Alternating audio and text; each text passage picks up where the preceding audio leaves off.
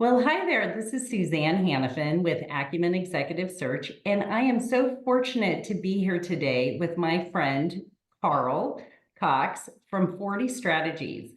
Carl and I've known each other for a number of years, and I'm really excited to have him here at Profiles of Leadership.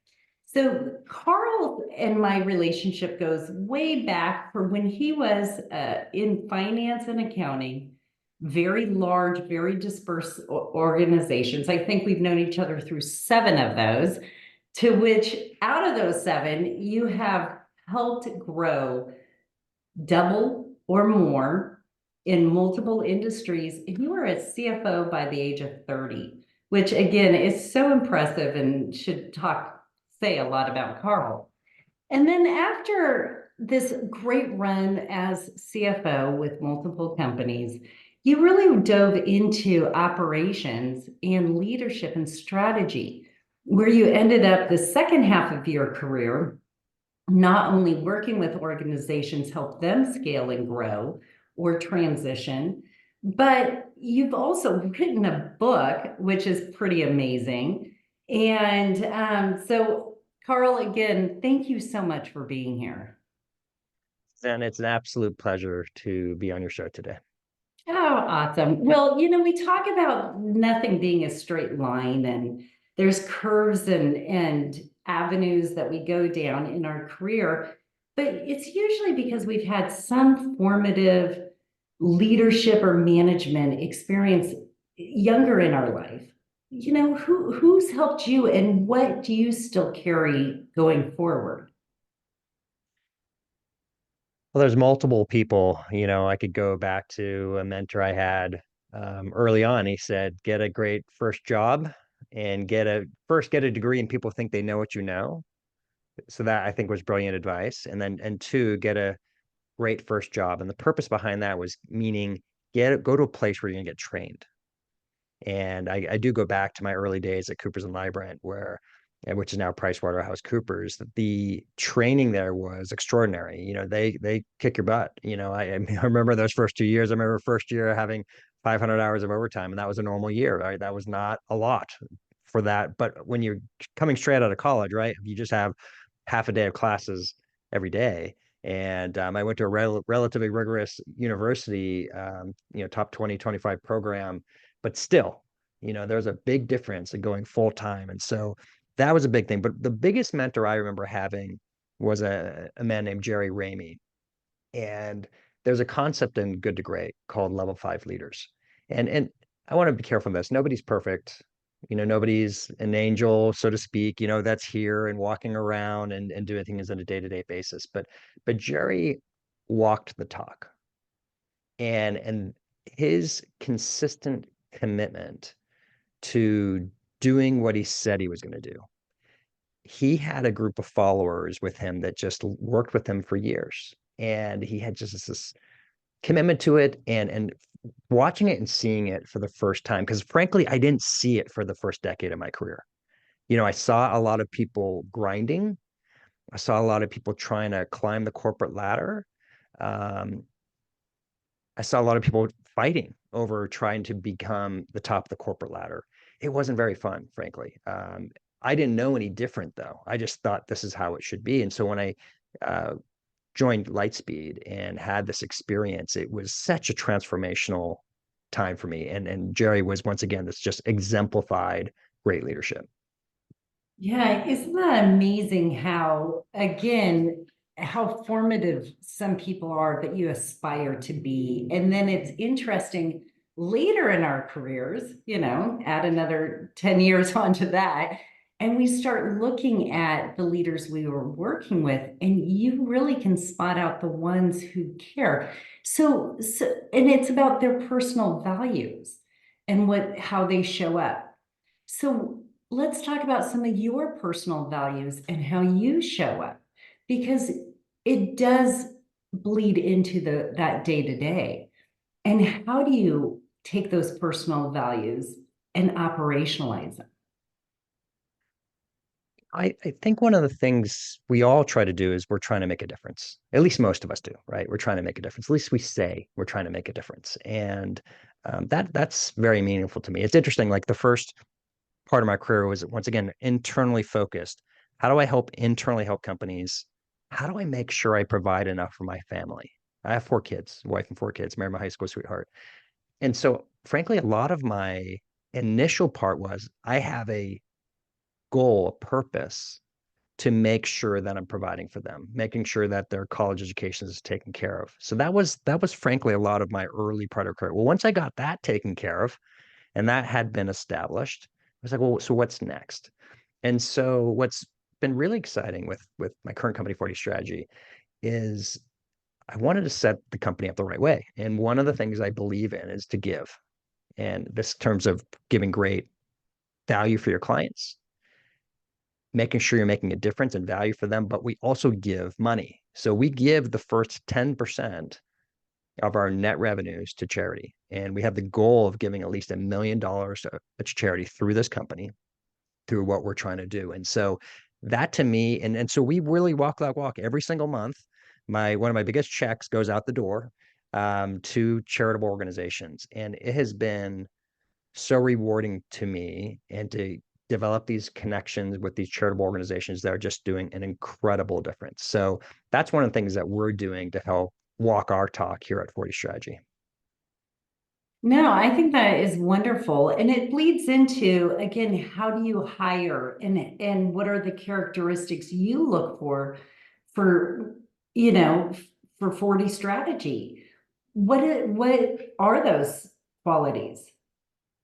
Well, then, so you got give first, right, is a key thing, but that also goes to giving towards clients and caring about clients. And we're super grateful that I had this personal experience of having a lot of success internally with a lot of companies, and now my goal is to help transfer that knowledge back so other people can have that same experience. And we've been having it. It's been so exciting to see, companies double and profits double and triple and just have these legitimate, really great outcomes. But with that, you need a team of people that understand, once again, it's about giving first. And so we have to give to our clients. So we need very client focus oriented individuals that at the end of the day, they're trying to make sure, we haven't hit it yet, but we're trying to create a world-class experience consistently. And what I mean by we haven't hit it there yet is because we have very high standards, but we want to go towards that. So it is a goal and a purpose that every single person who works in an organization, they have that mentality. A second thing is they have to be curious and be learners. We need people who don't have a fixed mindset, but a growth mindset. And when people have that, they have this opportunity to do incredible things and change their own sense of being and sense of self-worth. And then also, once again, give to our clients. We have changed in a good way our delivery and the way how we're doing things as we've learned from our clients. And once again, trying to continuously give value. I think a lot of people in companies, they have this idea of we're going to do this, whatever it is. It doesn't, that's not what they're looking for. You have to recognize what they want. And then when you match that and deliver that, that's when you truly create value in the marketplace. And so we have been flexible and nimble to recognize where value is created and try to once again match to it. But our employees and our staff and our contractors and anybody who works with us, they have to have that same exact mindset. Yeah, and you work with a lot of different organizations across many different industries and different sizes. When you look at your clients and you go, boy, with this strategy, and I'm going to actually quote you, which you said navigating strategy with purpose. Can you expand on that and give an example of how that's worked and what you mean by that? Well, let's start at its core is that this is going to sound bad, but most people are really bad at strategy. I mean, the numbers are, horrible. Only 10% of organizations actually get 2/3 of their strategic objectives done. Wow, I did Right. not So know that. yeah. Yeah. So you start with this when what we do is we help design world-class strategic plans, and more importantly, we help them get it done. Okay. So when we talk about navigating your strategy with purpose, we change the verbiage So people don't think that this is a New Year's resolution. You know, New Year's resolution is roughly a 6 to 7%, goal, right? Acceptance. That's going to actually happen. That a year from now, you're going to still be doing your New Year's resolution. It hardly ever happens. 1 in 20 people, basically, actually get to that threshold. That's not acceptable to me. What's acceptable to me is when you have that wonderful whiteboard session at a strategic retreat and you follow through and you get the majority of your objectives done. And so we change terminology and we call it a destination rather than a goal. Because when you get on an airplane, you expect to arrive to your new place. When you set a goal, people doubt you to begin with. And so we change that terminology on purpose and we call our strategies journeys. Because the reality is this is strategic planning is a hypothesis, it's not a fact. Your strategic plan that you perhaps prettied up and now it's collecting dust in your bookshelf and you're actually hiding it because you're embarrassed about it. Well, that's the reality. The reality is your strategies will change, but you have to monitor that and adjust accordingly to get your ultimate outcome. So when we're talking about navigating your strategy of purpose, we recognize that it's not a straight line, right? You're going to go through these challenges, you're going to go through these learnings, you're going to maintain curiosity, you're going to measure the things you need to measure to get to your destination that you want to get towards.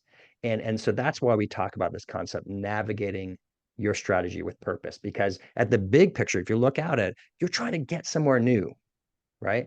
Like if somebody asked to hire me, hey, Carl, I just want to have my company match inflation, please don't call me out. Okay. We're not interested in working with people who are just status quo. Because frankly, you're falling behind. If you aren't growing, you're dying. And the data is really clear about that. And so we believe in growth. Once again, going back to that. And so we like to work with people that have above average growth. And now, once again, not everybody has to 2x and 3x. And when I said that, that's not in 1 year, most cases, right? It's over 2 or 3 or 4 years, depending on the size of the company. But it can happen. And often ourselves as the CEO, owner, entrepreneur, business leader, we sabotage ourselves to where we can actually go. We don't believe it because we don't think we can get to that journey, or we're not willing to change. We're not willing to be curious. And so that's when it's so fun to work with people who are willing to change their mindset. And Suzanne, I can tell you there's been multiple people I've met with who are far smarter than I am, multiple degrees, been in their business for 20 years, and they kind of get caught in their own ways, right? They get caught in their routines, they get caught in their habits.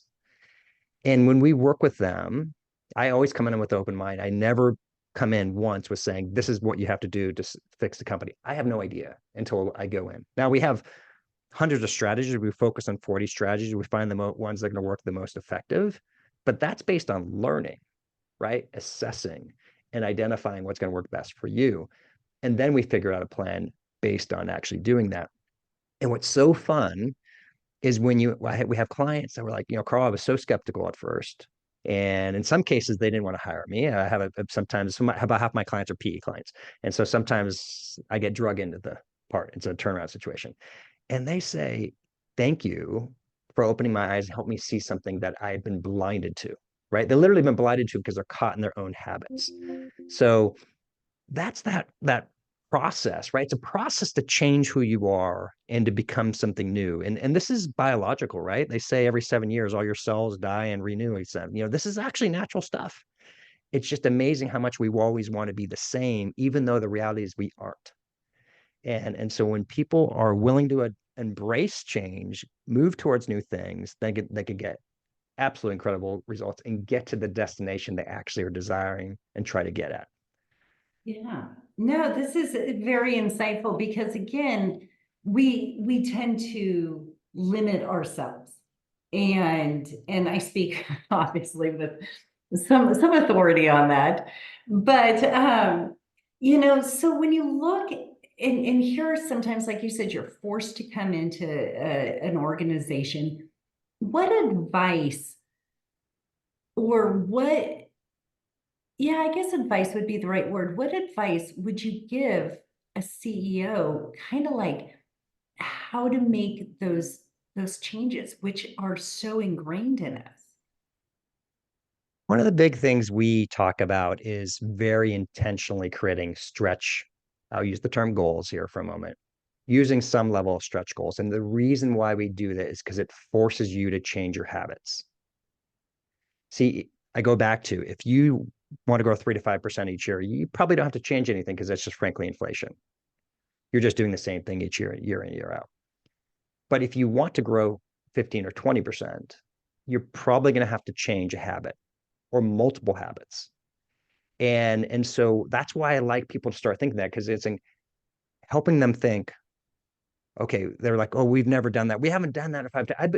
Suzanne, I was with a company that hadn't grown in 5 years, hadn't grown a dollar in 5 years. It was stable. That's all they thought they can do. We came in and the company doubled in a year. It literally doubled in 1 year.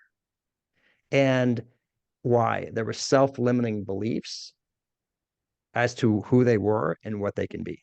And once we help them see, create stretch goals, they started focusing on different habits. And once they started changing their habits, we started having better results. There are 3 factors that limit growth in every situation. It's the people, it's the process, and it's the systems, or some combination thereof. The problem is you don't know which one it is. Often we blame a system or we blame a process. It's our CRM system. We need to replace that and our sales will get better. We need to change our ERP. That's why we don't understand what the numbers are. It might be true. I'm not saying that those things aren't necessarily true, but is that really why your sales aren't growing? Is that really why you don't understand the numbers? Often we push things aside into things that are our constraints, which ends up becoming an excuse. Oh, we don't have $1 million to invest in ERP. So therefore, we're stuck, right? And that one example I talked about, just mentioned before, on a company that grew from 5 to 10 million, it didn't have a new ERP system that entire time, right? They need one, just to clarify. They need a new ERP system, but it didn't have to go in. They were able to get the growth without it, despite that being a perceived blockage as to why they weren't growing. So that's the type of stuff. That's the what we like to see with is when you create those stretch goals, it starts forcing yourself to change your mind and change your habits to then get to that new destination that you really want to be. Well, and again, this podcast is really about leadership because it starts at the top, but it's not one person. It has to be the team to get buy-in. Right. How do you deal with if half are in and half are out? Well, you nailed that half. One of the fascinating things Gallup has showed in studies that 51% of your management team are going to actively sabotage your plans to grow. Say that Actively. again. Yeah. 51% of managers are going to actively sabotage your plans to grow. Okay. Wow. Now think why. They're busy.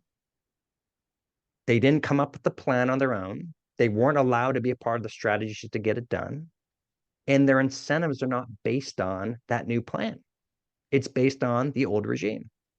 So why would they want to change? They have no incentive to change. So a part of our process that we do when we, like, for example, do a strategic retreat, I tell them very clearly, we are not done. If they have more people outside of that team that are responsible for getting things done, saying, all we are doing today is setting where we want to go and maybe set some high level strategies or journeys to get there. But the next step is we're going to engage our team to help them figure out how we're going to get there. Once again, strategy just being simplifying, once again, for terminology's sake. I'm sure listeners know, but just in case you don't, we have a beginning point, we have an end point, our destination. In between is how you get there. That is called strategy, right? A strategic plan is literally a collection of strategies. If you don't have your management team who's going to execute the plan, get involved with it, they're going to make sure it doesn't get done. And they're not going to do it in ways you expect. They're going to say they're too busy. The number one reason why plans don't happen is because people say they're too busy. They go right off the strategic retreat, the wonderful wine, the nice meals, the wonderful views they had at the place and location, but they go right back into their business, start worrying about their customers. They worry about suppliers they're not getting product from or services from. They worry about cash, right? They worry about people. They forget about where they want to go immediately. Like it's almost immediate, right? Because they go right back into their own habits. So what we do is to help, once again, to help defer that is we make sure there's buy-in. And then afterwards, the process is then we come up that plan that's an agreed upon plan. Now, just to clarify, this isn't saying as the CEO or leadership team, you can acquiesce and say, oh, now it's your responsibility. No, no, no, no, no. It is your responsibility as a leader to make sure it gets done. And that's a good plan. But you want to make sure there's buy-in and you want to listen and you want to get engagement. And that's what a big part of increasing success on getting to your new place. And so you're not talking about like, again, acumen. We go away every year for our annual retreat, and we do talk about our goals and strategies. But if we're not talking about it every month, every year, every quarter, and measuring on this, you're absolutely right. Things don't change. And we're a small little company. So the larger, the more complex. And so your role in this is not just a one and done. You know, you're involved throughout that process. That's right. Yeah, we do two things: to help design a world-class strategic plan, but we help keep them accountable to get it done. You know, my this may sound bad, but my reputation's on the line if people don't get things done, right? So I don't want to be just known as the world's greatest facilitator. It's a nice thing to have. Get paid great money just facilitating and having no responsibility. But that's my number one strength in Strengths Finders. I'm looking on the wall over here is responsibility. So I feel when we come up with a great plan, we have to get it done. And so we design, so we also do is we help organizations design a process, an accountability plan, for lack of a better term, to make sure that they're working on things. And when we do that, the success is absolutely phenomenal because we change, once again, people's habits. Yeah, you'll recognize this, Suzanne. Anyone who's listening would recognize this. What's a typical, if you do reviews, and let's say you did it quarterly, what typically happens? March 31st coming up, we have our strategic review in the first quarter. You, Suzanne, ask everybody, hey, have you got your goals done? Right? Yes. Right. And what's it like? Right. I'm working on it. And so overnight, like getting a tax return done, they work really hard to get something to check a box to say that they worked on that specific measure. That's not the way things are supposed to get done. So we create weekly habits, sprints, we call them. Okay, weekly habits to help make sure that organizations are moving. Like if you think about it from a football game, like we want to have them move 10 yards each week, as opposed to trying to do a Hail Mary at the end of the quarter, which is what most organizations do. And when we do that, our execution levels are way more successful because we're focusing on what we can control rather than this crazy outcome at the end. That, once again, I'm not saying it doesn't sometimes get done well, but most of the time it doesn't. And that's what is a big game changer. And what's fun is when you work on it every week, you start making little changes to it. You're like, oh wow, I learned something here. Like you don't have time to think deeply when you get it done and crash it the night before it's due. But you do when you work along the way and iterate. And so you end up getting best. And often you end up getting it done earlier. That's what's really fun is when people are like, I'm ready to move on to the next step because I've actually completed energy and effort each week. Yeah, and you know, it's interesting hearing this because it makes me think you call it habits, I call it behavior. Changing those small behaviors or those small habits, the outcome is huge. And you can do it in your own life, like with exercise. Just one more sit up. Wow, pretty soon that's so easy. Now it's two, you know, it makes sense when you break it down. So I have one question, which is about you, bringing it back to you.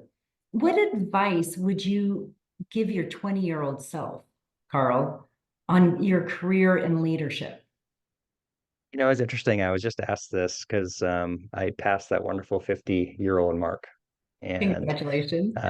yeah, thank you. And I am more grateful for that today when I used to think about getting to here 20 years ago, right? It's like, oh no, I'm going to be 50, and here we are. It's to think bigger. And I'm very grateful. I feel like I've been very grateful for things, but I would say think bigger. Don't and then two, find mentors and coaches along the way to help you give you confidence and then help keep you accountable. And those two things I wish I did a lot more earlier in my career. It was interesting. Very, very reluctantly had my first executive coach in my early 30s, and he was wonderful. Like he really opened my eyes to so many different things. But it took me that long to get what I call an official mentor, and but now here with my current company, 5 years in, I've had 5 different coaches. Why? Because I'm trying to accelerate our success, our progress. And when you're alone at the top, this is anyone who's listening to this knows this is a CEO. And this may sound bad, but people don't fully tell you the truth when you're a CEO anymore because their paycheck depends on it. So they will tell you what I want to hear, but they won't always tell you the truth, the full truth. And then sometimes the inverse is you can't tell them the full truth either, right? Because you're concerned of losing them. Right. So there's this game. And how I ran into Suzanne for the first time was I remember being a controller at a publicly traded company and saying a joke, and I thought it was funny. And a group of 10 people and like a couple of people kind of laughed, but they didn't. Like they didn't really laugh. They just kind of, but I still thought it was a funny joke.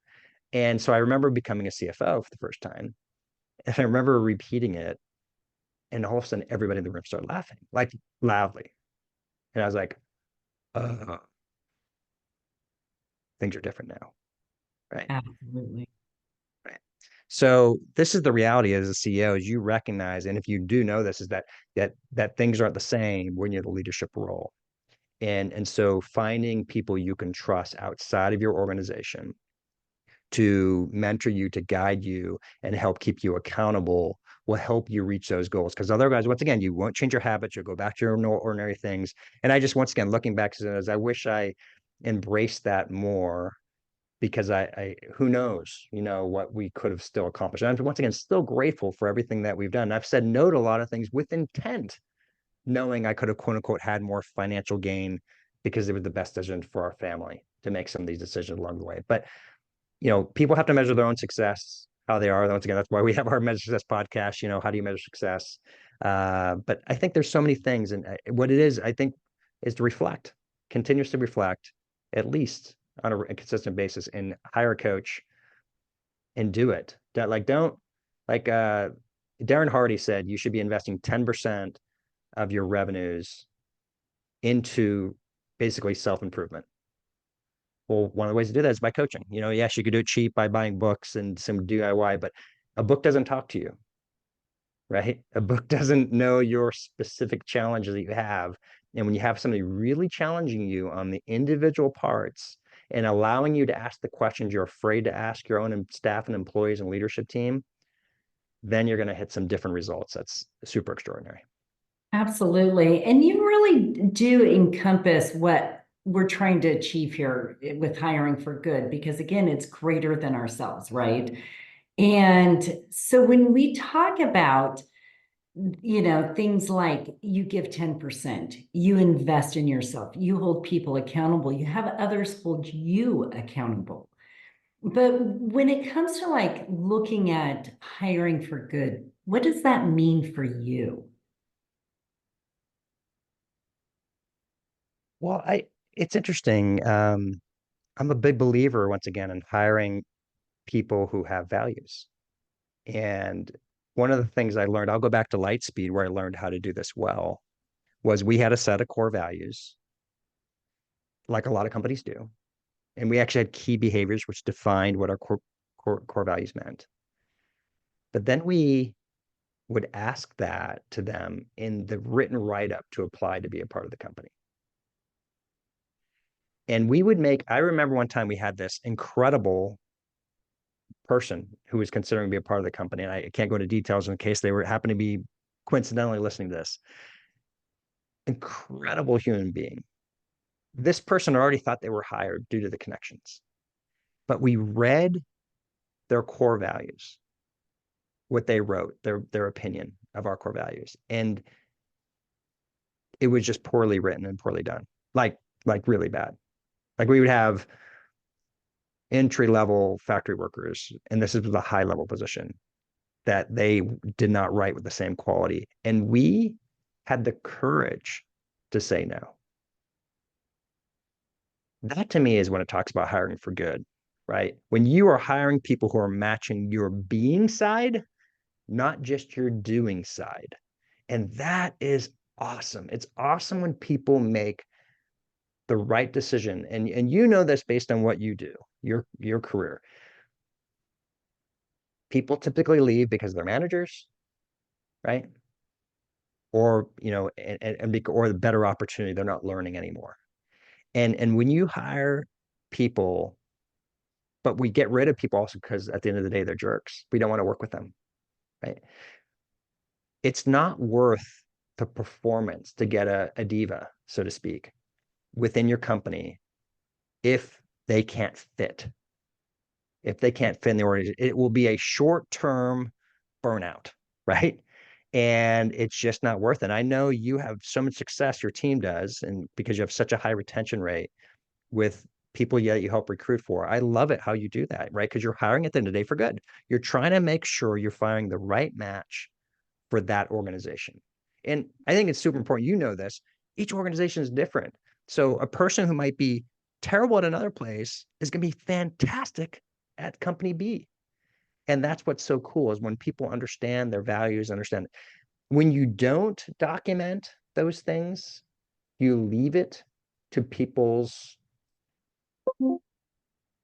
whatever they decide to do, right? Yeah. It's in the absence of documentation, it'll just be based on what people think. And what's bad is over time, it gets worse, right? In the absence of information, people get negative, not positive. And so typically cultures end up dwindling and getting worse. And people then it becomes the only reason they're around there anymore is maybe because the company's successful and pays wages. But that's the worst thing. There's a term I heard a while back called CTC, which just meant cut the check. And this person I know very well had terrible management. He was in it for the long run. He's like, I'm going to smile and wave. I'm going to do my job, but I'm not going to reach out anymore. I'm just going to have them cut the check, right? You want to make sure you don't have an organization like that. Now, at the end of the day, people are still working for you because they need to pay for their mortgage and for their rent and for their, car payments. But hire the right people that care more about that, and then you're going to have the right team for the long run. Oh, absolutely. Again, you're speaking my love language because we talk about this alignment between goals and values. And if that's not there, it doesn't matter what someone's pedigree is, they're not going to be a good fit. So on that note, Carl, thank you so much. And before we actually kind of dive off, Lost at CEO, tell me what your book is about. A great, it's so I this was a 2.5 year process of writing a book, and it was hard. It was not an easy process. And my first book was called The 7 Cells of Success. And here's the 7 ways of doing what you need to do strategic planning and execution better. And I was getting ready, I was close to production, and I pulled it back. I was like, it's not right. It's not the right thing. And so I went really muddled on it for quite a while and we started changing some of the terminology that we had. And that's where I decided to write it more like a fable. I wanted the reader to feel like that they're in this experience. It's their story of being an entrepreneur, being a business owner, and having pressure to grow, but struggling to grow, having problems with people, having challenges at home.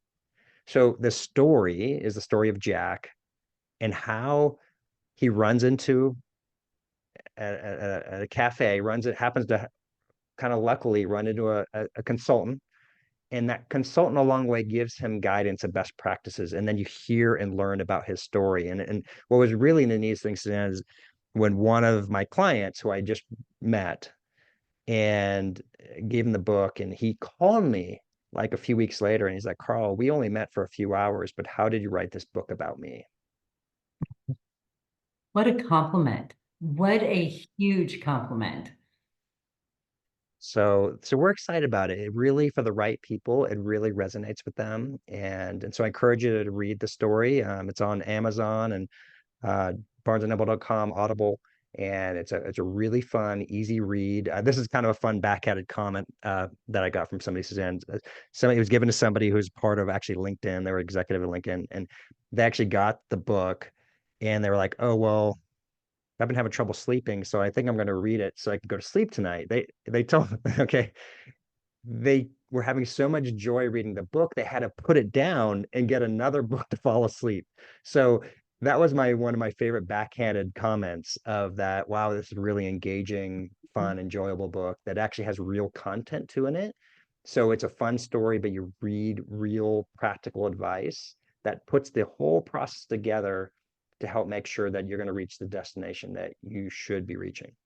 Again, I think this really does talk about the hiring for good idea, that it's bigger and you can affect a lot of people and a lot of change.